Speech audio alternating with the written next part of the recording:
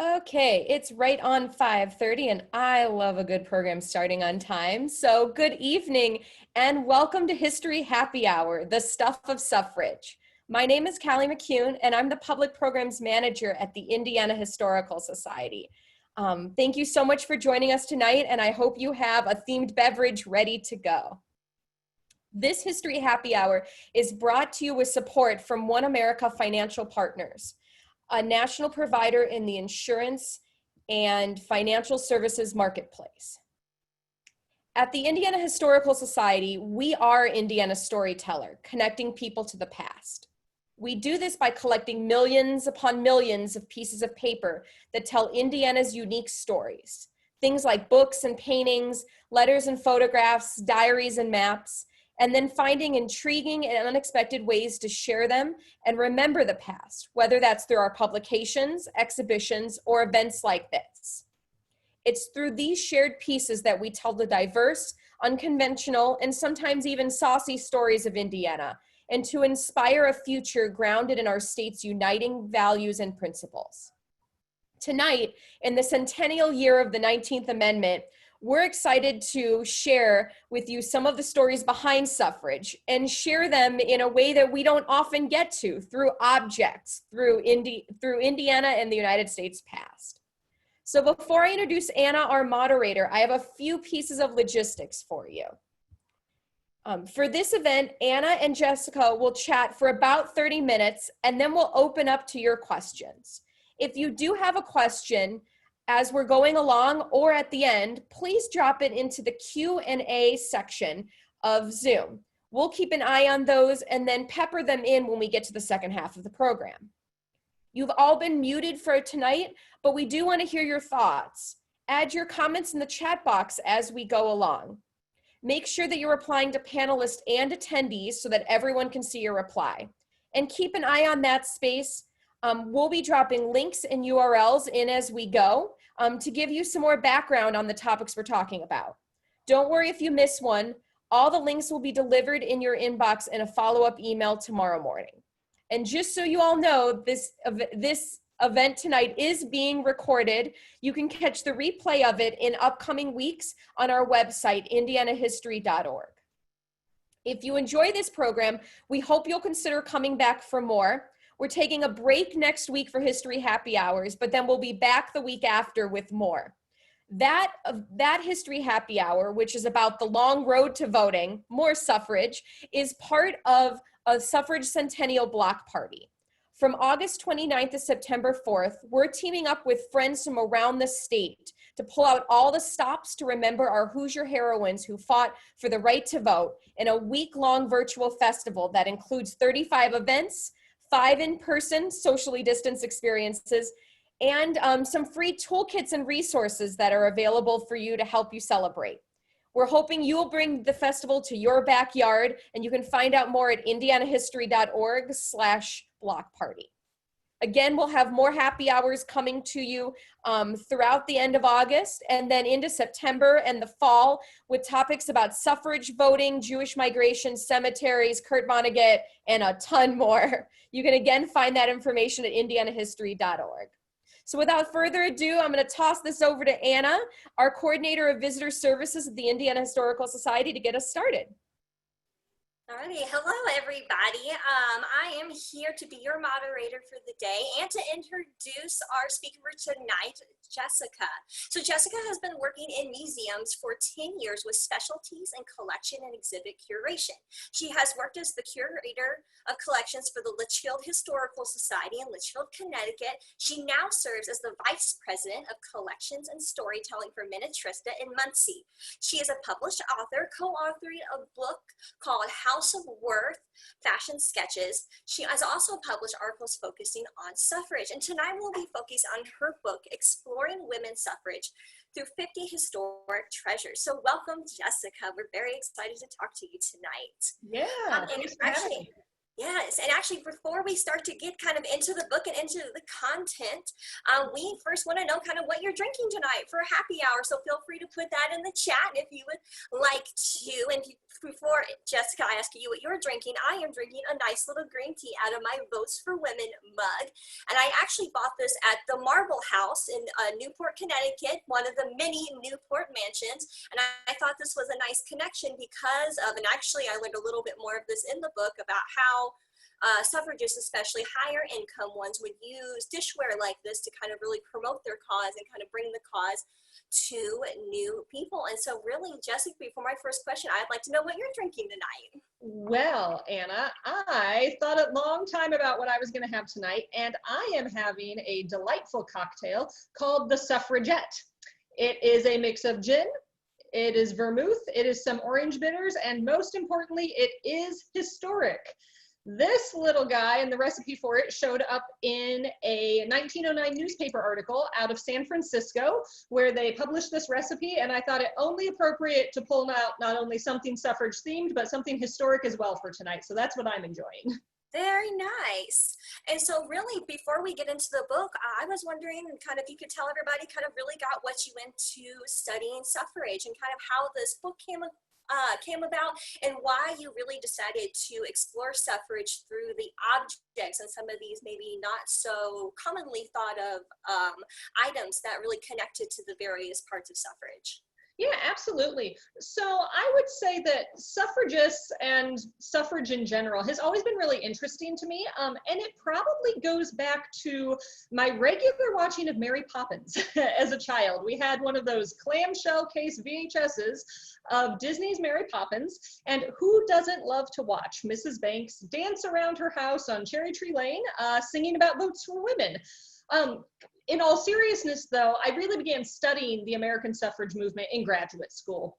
And during that, I ended up focusing a large majority of my master's research on suffragists and what was happening in different movements locally, at the state level, and then nationally as well. And from there, things just kind of snowballed. And as I like to put it, to be honest, the topic was kind of like a piece of gum that just got stuck to the bottom of my shoe, and I couldn't get rid of it. That said, what that means is that as I started in my museum career, I found opportunities to look at storytelling, look at research into suffrage, and work that into what I was doing. So at one point, I was giving a talk about suffrage in Connecticut when I was working out there. And afterwards, I ended up in this really kind of animated and lengthy conversation with one of our board members at the time, who was also a women's history researcher and historian. And in that, she kind of got me thinking about, well, what role can you play in helping commemorate the ratification of the 19th Amendment? And this was years before the 100th anniversary. And of course, from that point, like, life took a different path and I ended up in Indiana. But where it really comes together is that a few years ago, the American Association for State and Local History announced that they were going to be looking at launching a new book series that would really focus in on looking at historic objects, and as they termed it, historic treasures. And this light bulb went off and I was like, oh, this is the perfect place for me to meld my two loves. I love suffrage, and my career traditionally has been in curation. I'm a curator at heart. That's what my first training was in. So with that, what that means is that I love archival material. You'll actually see some of it in my book. You'll see a few photographs, a letter, a book, but more importantly, I love three-dimensional objects. Those three-dimensional objects for me are just such great entry points to storytelling. And of course, researching them relies on all that traditional research method with archival materials, with newspapers, photographs, letters, of course, secondary sources. But for me, objects just have a really special hook for people, whether that's readers of a book, visitors at a museum. Something about three-dimensional objects are just, they're darn relatable, Anna. If you go and you see a historic costume, that's relatable. It may look nothing like the jeans that you put on, but it absolutely is something that you can recognize. So that's how I got to where I was on working on this book and bringing those loves together. Oh, absolutely. And then because that's really kind of some of, we always think because you talk a lot about storytelling, that's sometimes that's what we think of with suffrage, is the pendants, the sashes. And I really love this phrase that you used in the book, that you said that these kind of mementos or these items are almost scattered across the country, and whether it's in an obvious place, a not so obvious place. And so kind of, since you focused on 50 of those types of items, I would love to know how you went into finding these pieces and even picking those very specific pieces to kind of make sure you encapsulate just every part of suffrage, whether it was some of the parts or even the bad parts. Yeah, absolutely. So I would say one of the joys I had with this book is because I am a suffrage historian, I had done so many years of research already. I had a really good running list of just really cool and interesting things. When we were putting this talk together, it was very funny. I was talking with you guys about, what do we call this talk? Are we okay calling it the stuff of suffrage? Is stuff like a bad word? And I said, no, absolutely not. Stuff is not a bad word, because a lot of the items in this book, especially when they were produced, they were stuff. They were things that people had in their daily lives. They were the things that were around them, that they just saw, they walked past. Maybe they forgot it was there because it turned into the wallpaper and they didn't notice it. But so drawing on all of those things that I knew about, I will say getting it down to 50 was pretty hard. I often say, why not 100? Because that seemed like a little bit too much if I wanted to give an actual story around each object. And why not 25? Because suffrage is such a big story, 25 didn't quite seem like enough. So I really got to dig in there to things that I had leads on. I talked to curators, to archivists, to other historians around the country to say, hey, what's the thing that you think should be in this book? And it was really fun to get responses on that and find what all those things were. And I was interested in taking this book and actually being able to tell local and state stories, but have them pieced together like a puzzle to give you the national narrative. So I was very interested in making sure that I was finding all types of things. So whether that's a ballot box or a luncheon plate or a quilt, you know, and I also wanted to find them in every corner of the country, because as you said in the book, I mentioned that they're scattered everywhere, because they really are. You can find suffrage materials in every state. And often we think of those buttons and those pennants as, oh, that's suffrage right there. But actually you might have a quilt that's also a suffrage story that a suffragist put together, that really pieced together, in the instance in my book, a quilt that was pieced together that contains campaign ribbons. And if you look closer, you go, oh, now that's interesting. Why would someone do that? And then suddenly you're off and you're looking at someone's life and what they did. And it's just fantastic and fun. Yeah, absolutely. And then one of the things that I think I always had it at the back of my mind, but after reading, I really realized how much the suffrage movement really kind of used the fads of the time period, since it was such a long fight to get to that 19th Amendment, and how they used the different fads, whether it was kind of glomming onto the popularity, the growing popularity of Macy's, talking a little bit more about like the Civil War nostalgia period, and even when cookbooks really started to take off, integrating it. And I wanted to hear from you, or talk a little bit more about kind of why these methods were important, and kind of how that really helped move the message forward as well. Yeah, absolutely. I will say that suffragists were modern women. And at the time that they were really at their height of activism, which, even though their movement had started in the 19th century, you're looking at between 1900 and 1920, really around 1910, they are really ballooning and blowing up in what they're doing. And we know that this time period is a time when consumerism is just exploding in our country. And there are just things being made all over the place. So those buttons, those cookbooks. And I think Kelly might actually have a picture of one of the cookbooks, the Washington Women's Cookbook from the book. And this is a piece that was just so fun. So suffragists, because they were modern women, they were also really savvy on how they were getting their message out to people. So they were going after using motion picture. They were going after using these things that were brand new technology, but they were also using tried and true things like cookbooks. And this cookbook is just so cool, because what this is out in Washington State, the suffrage organization out there, they were running into a lot of brick walls as they were trying to lobby their state lawmakers to get the right to vote. So what they're really trying to do is blanket the public and get the public on board with them, that women's voting rights was something that they really supported. And so thinking through, how do I do this?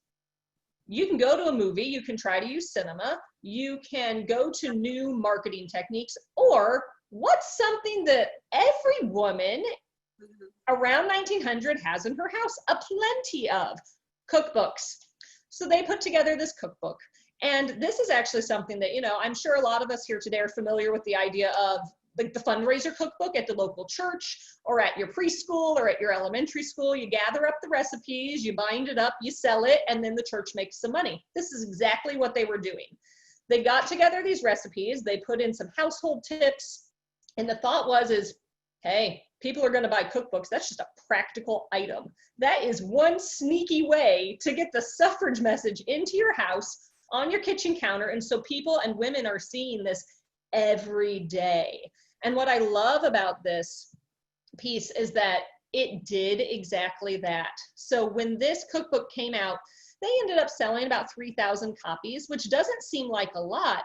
But what's really fascinating is this started in Washington State as a specific fundraiser for that group. But within 4 years, out on the other side of the country, a Votes for Women grocery store opens in New York City, and a special item that they are advertising in the New York Times is the Washington Women's Cookbook, because this kind of item did exactly what it was supposed to do, which was get into the everyday life of a woman and say, hey, being a suffragist doesn't mean you're a radical. It doesn't mean that you're some scary thing. A lot of times the press showed off suffragists as kind of, you know, monster-like or ogre-like.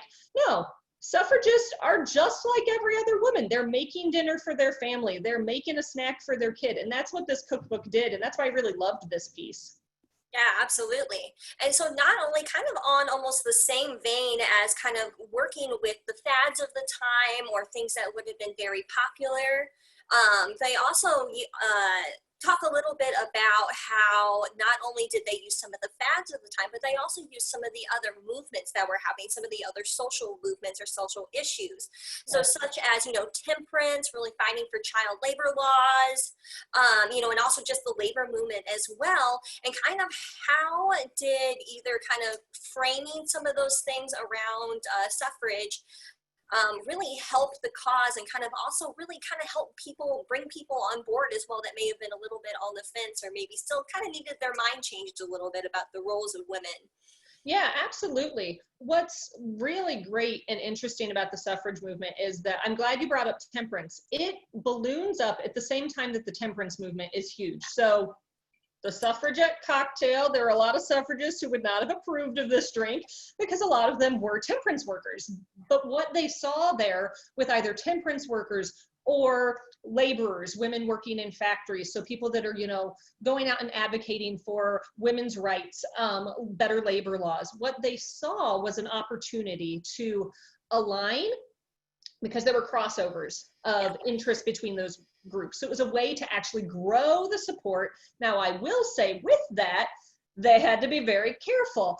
And the couple of national suffrage organizations always walked a really fine line of, we want you to come over and we want you to be part of us until it's not to our advantage and we start to get some bad press, and then we really want to distance ourselves from you. So there always was this kind of back and forth dance between these different social movements that were going on, but it was definitely to the benefit of a lot of different groups to be able to do that. And I think it was an acknowledged push and pull that was happening. Oh yeah, absolutely, because that actually brings up to something that I was interested and really wanted to talk to you about, is that in the book you acknowledge some of almost like the downfalls of some of our great suffrage leaders, and kind of once again you talked exactly about that push and pull about how we want to support you, but unfortunately, you know, until sometimes it wasn't the greatest look for the movement, or kind of how certain leaders wanted to look. And one of those was kind of almost talking about some of the racism that was a part of it, and unfortunately how large groups of people, and once again, that is a very broad term, got a little bit left out, and kind of just a little bit about the racism that impacted that, and how that either really kind of brought the movement back, and kind of how it also shows how we look at it now, especially acknowledging some of those things and wanting to acknowledge without completely taking away from everything that was accomplished during those time periods as well. And kind of, once again, this image that's on the screen right now is something, yeah, that I'd really like to hear a little bit more about, and just that whole conversation.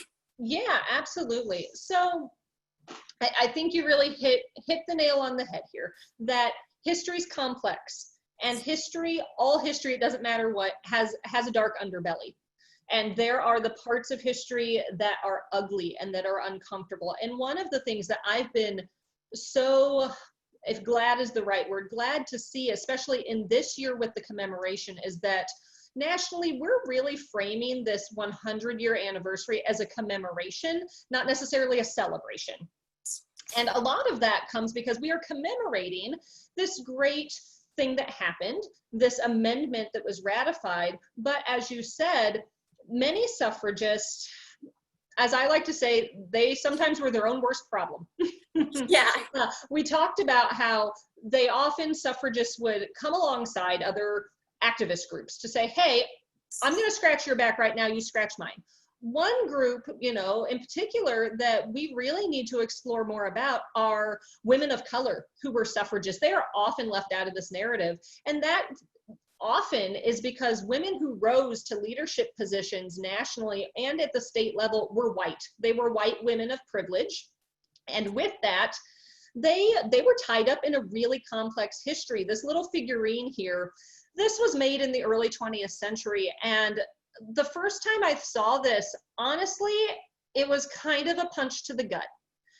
And it really took me aback. And so I did some more looking into this piece. And this was a piece that was produced in Europe, but it was sold here in the United States. And this little piece became known as the Sojourner Truth figurine. And what it was doing is, it's really an example of the unfortunate stereotypes that were ingrained in white culture about Black culture, about Black communities, about what that really meant. And so this little piece here is showing this woman and depicting her in such a horrible way, when we know for sure that Sojourner Truth was a strong suffragist. She was someone who was active in the cause. And what's happening here is that pretty much from day one, there was ingrained racism in the suffrage movement. And it was a complex web that started out when the 14th and 15th Amendment granted full citizenship rights to African American men, and then made sure it secured the vote for them. And there were a lot of hurt feelings amongst white women who had been working alongside African Americans for abolition. And what they saw is that they were kind of getting abandoned and pushed out on what was going on. And what this led to was years of leaders like Susan B. Anthony or Elizabeth Cady Stanton at times taking pretty low blows and low shots at Black women who were such strong leaders for their community, had such good vision for what they were doing. And ultimately, a lot of those women of color were barred, or at least highly discouraged from joining white groups. And so what you saw in the meantime was them forming their own suffrage groups, and their motivations were a little bit different. They really were looking to secure the vote because they were looking at raising up their entire Black society. You might have heard the phrase lifting as we climb. That definitely applies here. This is a phrase that Black women were interested in, lifting up all of Black society as they were marching forward and climbing that constant uphill battle for them. And white suffragists didn't make it easy for them. And I think that that's just something that, you know, we need to acknowledge. And I've been so heartened to see the fantastic research that's been coming out this year that's really exploring Black suffragists and the roles that they had. Here in Indiana, Anita Morgan's been doing a lot of digging on Black suffragists around the state of Indiana, and Anita and I have had several conversations, and it's just so exciting for both of us to see those undertold stories being brought up and being told alongside the ones that have gotten more exposure. Yeah, absolutely. And then something that I would love to hear a little bit more about, that I don't think I had really realized how much the movement or suffragists really kind of took Sacagawea and her image and really kind of used it as one of something to promote kind of womanhood and really, what it meant. But then I wasn't until I kind of saw the chapter in the book and did my own, realized how much that story had been kind of turned a little bit. And then not only kind of with Sacagawea and kind of turning that story just a little bit, and almost kind of a second part to just hear a little bit about how also some of that complication was with trying to get Southern supporters and how some of the movement was a little bit harder for some of our Southern leaders too. Yeah. Sacagawea is an interesting piece. So she shows up in my portion of the book that talks about symbols. So often, the things that we think of when we think about symbolism, we think about these visual elements that suffragists used to represent themselves. So things like the Votes for Women slogan, it was all over the place. It was on everything. The color yellow, suffrage yellow, it was all over the place. So there were those branding elements. And Sacagawea is another one of those branding pieces that suffragists really latched onto. And what's so interesting about Sacagawea's story is that suffragists actually appropriated her story almost before she could have her own story told for her. There was a novel, a fiction work that came out in 1902, and it was called The Conquest. And it was written by a woman who was also a suffragist. And what this really led down a path to was suffragists looking at this story of Sacagawea that was presented in this fiction work, but looking at it in a very true way. The reality is historical records and evidence around Sacagawea's life is actually pretty thin. There's not a whole lot there. And what the author of that book to is she took a lot of liberties on filling in gaps in Sacagawea's life. But what appealed to suffragists is that in looking through the journals of Lewis and Clark, there's documentation that, for instance, Sacagawea was given one of the votes when they were voting on, where do we stop for a campsite or where do we whatever. So the narrative that suffragists picked up on was, well, Sacagawea was the first woman in our nation to have voting rights. And that's the narrative that they wanted to propel. But what ended up happening is, in appropriating this Indigenous woman's story, they looked to elevate her for their own cause, and they ended up erasing her true story and her identity of what she was. And in doing so, it also gave a false sense of what and how the treatment of her was by Lewis and Clark. She was not a equal in their party, which has often been what's been depicted. She was someone who in many ways was, they took her along on the trip. She was not there by her own choice and own right. She was forced to do this. And so white women took the part of the narrative that they wanted to use that was a good publicity piece, and they did that. And so there's something where you see suffragists grabbing a really great story, spinning it, creating a great narrative for themselves. And in the meantime, they've actually erased a really great history of a very important woman that we should be looking at more. And kind of similarly, you kind of touched on, what was going on in the South. This kind of gets at this whole, you'll start to see in my book these things of, there's a lot of celebrated moments, and then there's a lot of these moments where I think, well, let's really talk about what was going on. In the South, what you have is a lot of suffragists who were, very much bouncing back and forth of, how do we make the argument that we want the vote and we want to be involved in this national movement, but for our own region, we're really interested in only white women's voting rights? And something that's really important to remember is that that is not a sentiment that was just stuck to the South, but the South ended up actually becoming quite a big roadblock in many ways, because national suffrage leaders who tended to be placed up in the North, often a lot of the large suffrage events, they ended up making adjustments to what they were doing to please the women of the South, who did not want to see women of color, did not want to see stories, real stories such as Sacagawea uplifted.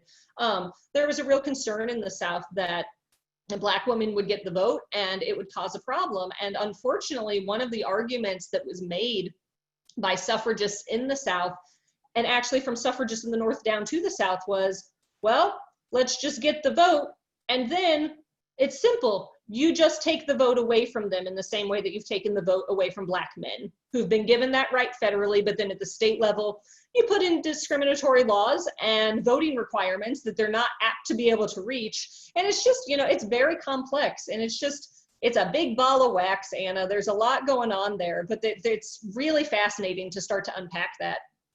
Yeah, absolutely. And I know this may be overly optimistic, but I always think that looking at those pieces really kind of helps us move forward and really kind of look and see how we can really kind of help with today's issues really also move forward as well. Absolutely. And so I also wanted to say before my next question that don't forget that we are going to do a Q&A before the end of the session here. So keep dropping any questions into the Q&A portion or the chat, wherever you would like, and we'll make sure that we get to those. But kind of before we get to that, or I want to make sure that, because we talked a lot, or at least in the book as well, about these, about nationally, kind of what was happening nationally and what people were doing nationally. Did you find anything during your research, or even really as your time in Indiana, about what was kind of happening in Indiana and kind of what items were here, and maybe even more specifically to the Muncie area where you are now? So really kind of wherever in that sphere you want to start with. Yeah, absolutely. So there is in the book one Indiana item that shows up. Like I said, I was trying to get a pretty good spread across the country. So there is an Indiana item in the book that it does unpack the story of temperance a little bit. But I'm going to jump to actually some research that I've done on my own in Muncie. Working at Minnetrista, I obviously get, you know, head diving boom, all the way down into research locally there. And one of the things that actually several years ago when I interviewed for my job in Muncie, it was very funny. I remember asking on a tour of collection storage, like, so a major segment of our collection here is the Ball family. Were any of the Ball women suffragists? Because I'm looking at the profile of them, and it seems to me that they fit that profile, and they should be. And, you know, I was told at the time, well, I don't think so. You know, we've never seen any documentation. So me being the good suffrage historian that I am, of course, like made it my personal mission that as soon as I had a chance, I was going to go digging. But what that means is that I started out looking for the history of the Ball women. So the Ball family that made the Ball jar, looking to see what their involvement in the suffrage movement was. And they were highly involved at the local level in their local organization. They were also involved at the state level in the state organization. But what was even greater than that of uncovering that local history was getting a broader view of what was happening in Muncie and going on around town. And they were doing great work. They were doing fundraising. They were doing a suffrage melting pot where they would collect up old jewelry and metal pieces, and then that would be melted down, cashed in, and then the money went towards, you know, being able to distribute pamphlets, being able to host meetings. They were doing things like that. They brought a motion picture to town that was a suffrage motion picture, and they sold out 1,500 tickets on the 2 days that they, you know, sponsored showing this at a local movie house. But one of the things that I really, really loved was in doing this research, I found this one little thread of a story of the Booker T. Washington Franchise League. And I thought, well, what's that? That's interesting. That was the African American Suffrage League in Muncie. And I was able to start to tease out a little bit about their story. They don't have any records in at least any collecting repositories at this point that I can find, but through going through the white organization's records, I was able to start to flesh out the story of the Booker T. Washington League. And then I moved over to primary newspaper research and was able to really start to figure out who the women were that were involved, what they were doing. And for me, the thing that I loved most about this is because of the timing when I was doing this, Anita Morgan was working on her book at the same time, and she and I were in a meeting together.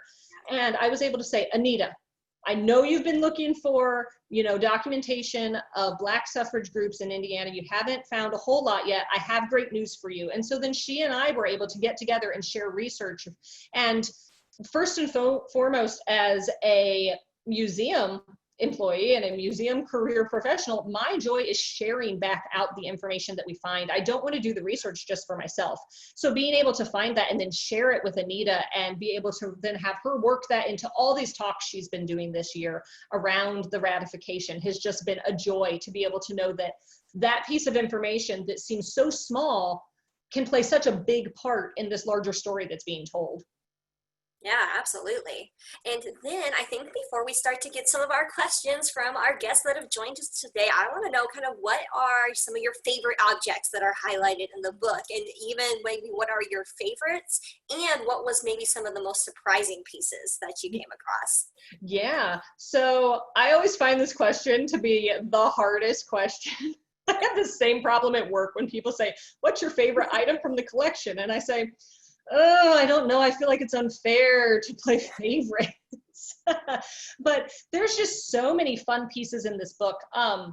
What I really loved about this is that I tried to look at it very broadly. So I have in here things like Macy's Herald Square, which is a historic landmark. It's a National Historic Landmark. A lot of people don't realize that, but it is. And it is a site that Macy's itself was highly involved in supporting suffragists. They partnered with local suffrage organizations. They did things. So for us, it's the backdrop of the Macy's Day Parade. But it is also this fantastic story about suffrage. Up on your screen, there's this weird looking clock on the right. Yeah. This is a fantastic piece in Ohio. This is a Victoria Woodhull clock tower. And this is located in an area of Ohio which Victoria Woodhull was from. And Victoria Woodhull has such an interesting story about how she got involved in suffrage, how she really embraced this very strong, and then really brought scandal upon the movement when she started professing free love, and she got involved in a very scandalous affair that happened.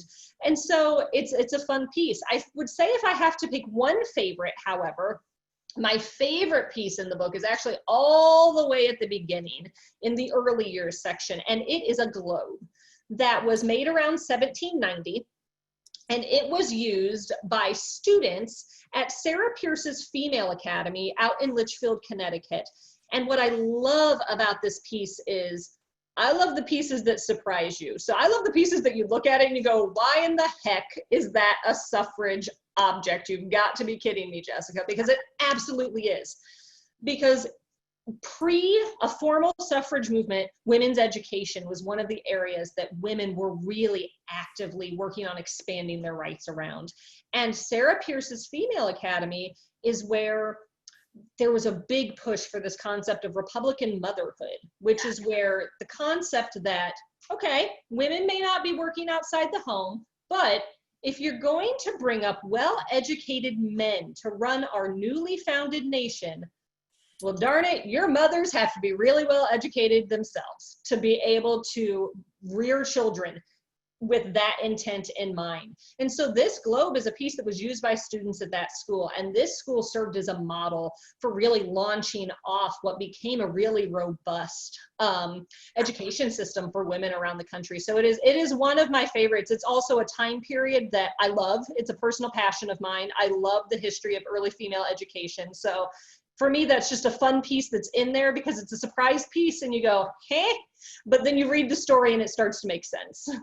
Yeah, and I actually really didn't know about the concept of Republican motherhood or kind of really that era before I read the book too. And I always think that those types of stories are always so interesting because they always, and especially with kind of very various things, it really starts off as one thing. So it really starts off at this movement to make sure that we have well-rounded men, but then it turns into something that really also helps women as well. And I think those stories are always so interesting just from a personal perspective, where kind of it starts out at one thing, but then it also helps women take another step too. Absolutely, exactly. It may not have been the initial intention, but the outcome turned out really well for women. Yeah, so wonderful. So I want to get to a couple of questions now, and and actually I couldn't remember this myself, but Adrian was wondering a little bit about if you highlight any music items in the book, or if there's any really music items that come to mind, because I know you talk about movies and the way they try to kind of hop on the growing movie trend as well, but anything about music? So that's a great question. So absolutely. Suffragists show up documented in music, especially if you look to phonograph records from around the turn of the 20th century. If you look at the beautiful imagery that appears on sheet music, the early 20th century is often kind of referred to as the golden age of sheet music, much as it's referred to in some realms as the golden age of postcards, because the artwork that shows up on them is just so beautiful. And it was absolutely that. It was artwork. Now, what I will say is, I don't actually have one of those in the book. Oh, that's all right. I had some that made my big list, which was a huge Excel spreadsheet, and then I had to start whittling it down. Yeah. But that's one of the fun things about this book that I find is that when you start to read these kinds of things, you do exactly this, which is, well, if they were using movies, were they using music? And it's kind of that entry point for then, and go out and do some Googling and do some, in-depth research and look into that, because it's absolutely there. And there's just some really fun imagery that you'll see pop up. If you get on the Library of Congress, they have some recordings up, and you can get some very suffrage-specific songs that come up that are just a delight to listen to. Yeah, I figured you'd know something, even if it wasn't, you even get a chance to highlight it out of the hundreds of objects you said that you wanted to highlight in the book. And then I think you may have mentioned it before, but Karen is asking a little bit about kind of what specific type of suffrage language and messages were in that cookbook that really made it an effective tool. Yeah, so what's really interesting about the cookbook is they do a couple of different things. They have some really fun kind of tongue-in-cheek recipes that aren't actual recipes. So they'll have things for like anti-suffragist hash, which is just like it's a joke. And so it's written out of like, here's the best recipe for an anti-suffragist. And it's a joke about, this kind of woman is, against you getting the right to vote. But then it's mainly legitimate recipes. And what's so interesting is rather than using direct suffrage language, instead what they've used is legitimate recipes, but they've said this is from the kitchen of this suffragist. And so one of the main goals in doing that was to say, because that suffragist is just like you. And they have their favorite recipe, and so try this out. So it really was less a direct language and more just a subconscious piece of it's in your house, and now you're thinking about the right to vote because you're seeing that Votes for Women phrase. You're starting to identify yourself with these other women. There was such a push in the media to really depict suffragists as being so divisive and so radical that this was a way that rather than using direct language, they were really trying to normalize themselves and set them up to be recognized alongside the women who were actually using the cookbook.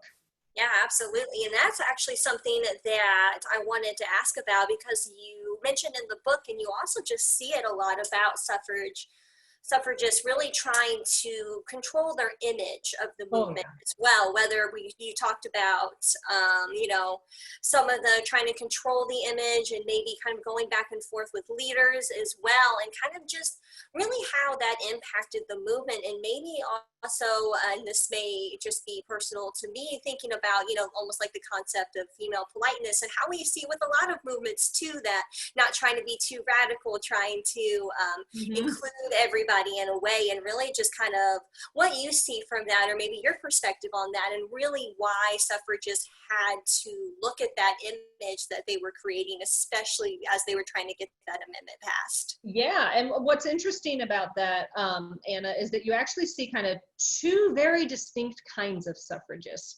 You see the very conservative suffragist, and then you see the more radical suffragist. And for the majority of the suffrage movement, that conservative suffragist is who really pops up. And that is the woman who is there definitely controlling their image. So if you see pictures of suffragists out in public, whether that's at a fairgrounds, whether that's out on the street, honestly, with a picket sign, you will see them always dressed in a very specific way. They always wanted to present themselves as very ladylike, as very proper, because they were combating that very unladylike image that the media was trying to build up. So they spent a lot of time crafting, here's what you need to wear. You'll even see that when they put together parades, there would be pieces that were mailed out to the people who were going to participate, and explicitly it would say in there, if you are not in a costumed section where you will be wearing this specific costume, you need to wear X, Y, or Z, because they were definitely controlling that. As you got into the 19 teens, what popped up was a group called the National Women's Party. And that is a group that was run by Alice Paul. And that was your much more radical suffragist. But even at that, they were very particular about how they physically presented themselves. What they were less particular about is those more conservative suffragists really wanted to be careful how they aligned themselves with other activists who might be involved in topics that don't know if I want to align myself with those ladies talking about birth control. That might not be okay. Or I might not want to align myself with those ladies looking too hard at labor laws.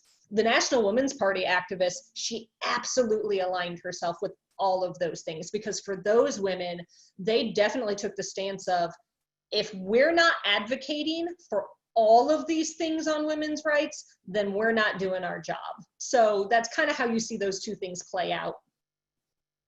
Yeah, absolutely. Because I think I really wanted to hear your perspective on that, because you see it with just a lot of movements saying, well, they should, they once again talk about a lot of movements. Well, if they would do this, I would support them a little bit more. Maybe if they were a little nicer, we would support them as well. And I think that just goes with the suffrage movement. You see that as well.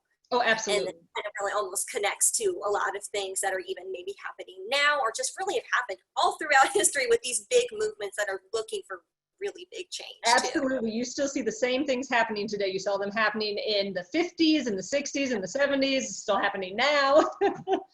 Absolutely. Alrighty, so Adrienne is also curious about if there's any particular item that you are still researching, kind of any unsolved mysteries or kind of any detective work that you are still doing on any items that have really piqued your interest.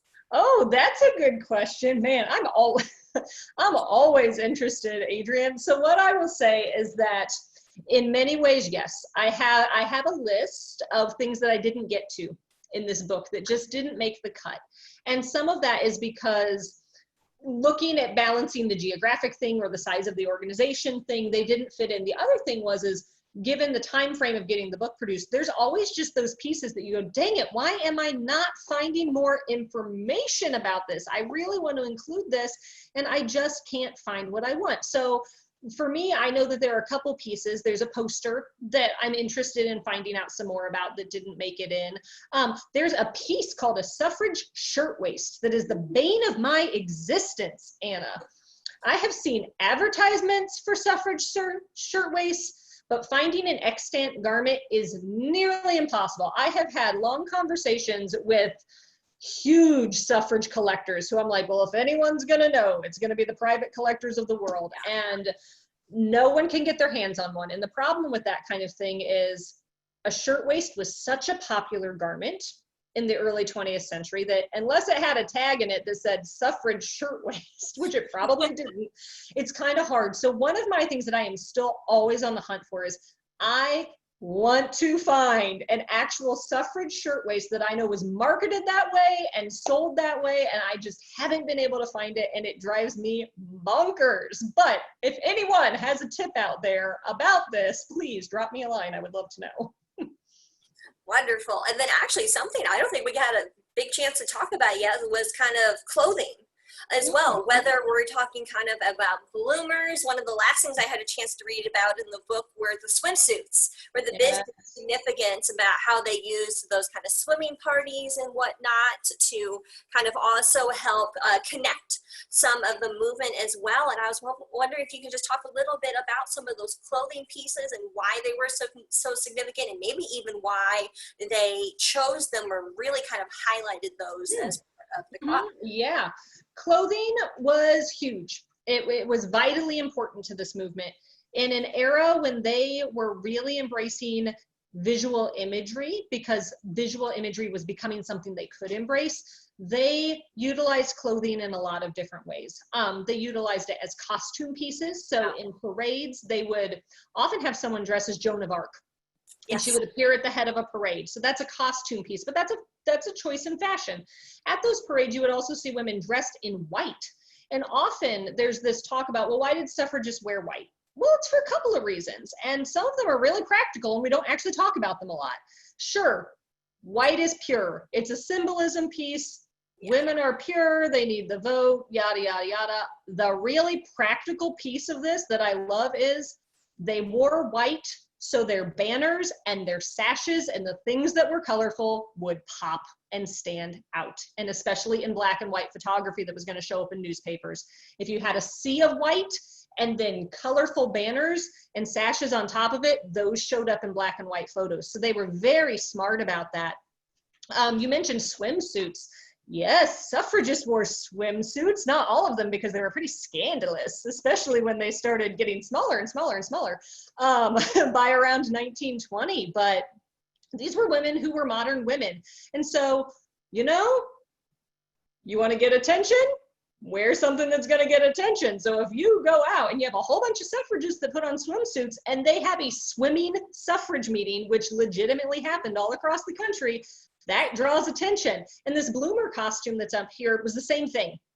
So bloomers came into fashion in the 1850s. And what's so interesting about bloomers is everybody knows bloomers. Bloomers are when women started wearing pants. Well, sort of. Some of them, a very small amount of them, tried wearing pants for a very few amount of years, and then it went away really quickly.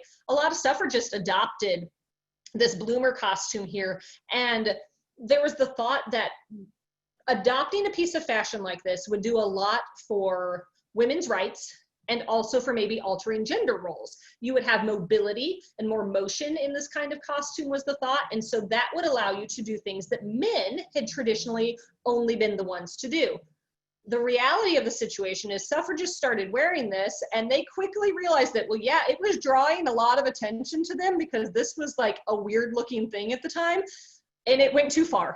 And they realized that it was drawing so much attention that they were becoming the butt of jokes in newspapers, in magazines. People on the street were just staring at them and not listening to any of the words coming out of their mouth. So they actually very quickly kind of gave this up and they abandoned this. What's interesting though is that while the bloomer costume didn't work for them really early on, you saw bloomers pop back up in the 1860s through the 1890s as gym uniforms. As women were being encouraged to do more exercising and physical activity, you saw them really pop up and get repurposed in the 1890s with the bicycling craze.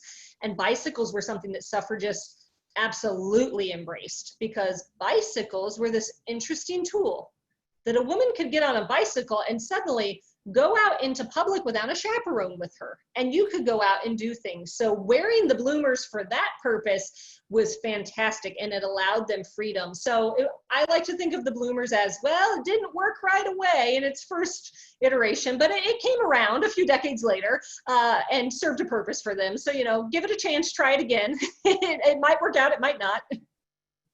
Yeah, absolutely. And then really kind of as we're wrapping up here, one of the things you also mentioned in the book is looking towards the future and kind of just some of the things that are going on right now, some of the issues that we're still having and that some of the things that are still carrying over.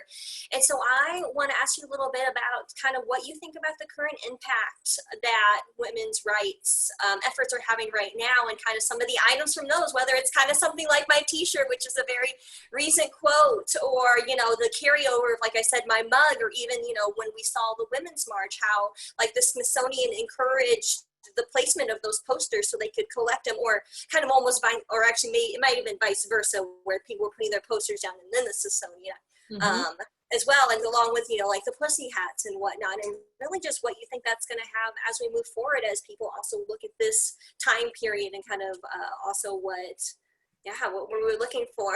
Yeah, I think one of the true joys of the suffrage story is that suffrage doesn't stop in 1920. The 19th Amendment gets ratified, and the way I always like to think of it is that the 19th Amendment was not the end goal. It was not the end of the narrative. It was one milestone in a much longer journey. So that 19th Amendment gets ratified, and then after that, we see the Voting Rights Act of 1965. There is still a struggle that's happening amongst African-American citizens in our country for the vote. Native American women don't get the right to vote decades more because they aren't being recognized as full citizens. In the 1920s, right after, actually just a few years after the ratification of the 19th Amendment, Alice Paul, who's one of our major suffrage leaders in the country, pens the Equal Rights Amendment. And in many ways, that kind of sat and languished in Congress for years and years until the 1970s, when it really got picked up and embraced by the women's movement. I would say if you're looking for a fun way to get at that story, actually check out Mrs. America. I think it's on Hulu if you haven't seen it. It's a really fun way to look at both sides of what was going on with the ERA. And this little piece here, this is a fun charm bracelet that Alice Paul, for every state that would ratify the ERA, she would add a charm to the bracelet. And there's 4 of these. These live at the Smithsonian at the National Museum of American History. And this is such a fun piece because Alice Paul did the same thing with a big flag with the 19th Amendment. There's a huge flag called the ratification flag. And every time a state ratified, she would sew on a star for each of those states. So decades later, we see her start doing this when states start ratifying the Equal Rights Amendment. And speaking of things that bring us up to date, the Equal Rights Amendment is something that's actively in the news today. Google it, you're going to see newspaper articles from 2 days ago. Because even though this timeline that Congress put on it of you have to ratify by this date expired, it got extended and then it expired, you still saw states just a few years ago starting to ratify this. And here in January, the 38th state, I believe it was Virginia, ratified this, and 38 was the magic number that was needed, but the time expired. So what we've now seen is that the United States House of Representatives have pretty much erased that requirement that it had to be done by this time, and it's been sent over to the Senate to say, what are you going to do? What are we going to do with this? Are we going to actually ratify this? And so it is an active piece that is a direct outgrowth from the suffrage movement that is literally actively sitting in our federal government right here. And you see those same things with the pussy hats that you mentioned of suffragists are marching in their sashes and the things that are brightly colored at the Women's March. Women are doing the same thing. That pussy hat served the same purpose. It was a way of them making a big sea of something visual. And that's what they were doing. So you absolutely see these things happening along the way, and a lot of inspiration coming from that movement into other movements. You see inspiration coming straight out of suffragists into the civil rights movement. And those activists that were active in the 50s and 60s working up for voting rights, and you still see pieces of that in Black Lives Matter today. You know, you can just see these threads that carry through, and I think that that's one of the best parts of this, is that it's not a story that's ended. It's a story that's still going on today and is still happening around us right now. Yeah, absolutely. Yeah, and that's kind of where I wanted to end today, kind of talking about how we're moving forward, and especially just something you said in the beginning of what role you can play in the history that's happening right now as well. So just a reminder that kind of a lot of the things that we talked about today were in the book, which I also have a little copy of right here. There's going to be a link in your thank you email, and there's a link in the chat, but I want to throw it back over to Callie because she's actually going to have a lot more information about that thank you email that you're going to receive, and just a little bit more about any other happy hours, and then also just other events that the Historical Society is going to be a part of. Thanks, Anna and Jessica. This was amazing. I had a blast, but I've been in suffrage worlds for a long time these past few years. Before I get to upcoming events for IHS, I just want to plug this awesome Bob Ross experience that's coming from Minnetrista on October 29th. I'm already planning a socially distanced road trip with my friends. So if you're in Indiana or want to plan to drive from a little farther, come check it out. I'm sure it's going to be awesome. Jessica promises lots of hand sanitizer will be there. And also look at that awesome art they've got going on. So as I mentioned earlier, we're going to take a little break from History Happy Hours next week, but join us back on September 3rd for the Long Road to Voting, where you can learn more about the suffrage movement nationally. And then keep an eye out for more History Happy Hours coming on Jewish migration in Indianapolis, transportation, cemeteries, and so much more. Same place, same time, new Zoom link. Got to register for each one separately. So next week, instead of doing a history happy hour, we're hosting the 2020 Lacey Family Distinguished Lecturer with Dr. N.D.B. Connolly. We're going to be looking at racial housing practices in the United States, their legacy, and how they intersect with our current COVID-19 crisis. It should be a fascinating conversation, and I hope you'll join us for that. But if you're really here for more suffrage, I've got you taken care of. Again, we've got the suffrage block party coming from August 29th to September 4th. We're working with friends from around the state, partners in Indianapolis to bring you a week-long virtual festival, 35 events, 5 in-person socially distanced experiences, all sorts of great stuff. It's gonna be a blast. Come craft with me on Sunday or chat with us about all sorts of suffrage related things all week long, and bring the festival to your own backyard. Again, you can find information about that at indianahistory.org. If you missed a chance to donate tonight and would like to make a further gift to support the Indiana Historical Society, we would love for you to do that. Your donations allow us to continue to share Hoosier stories in formats like this. That donation link will be in the chat box right now. Thanks, Bethany. Like we planned it. You'll get an email from us tomorrow morning with these links and a survey included. I promise it takes 1 minute. We'd love to know what you thought and how we can make events like this better in the future and what topics you want to hear more about. This conversation has been recorded. It'll be posted to YouTube in the upcoming weeks. So keep an eye out for the replay. So with that, thank you so much for attending. Stay safe, stay sane, stay healthy, and we can't wait to see you in the future. Bye, everybody.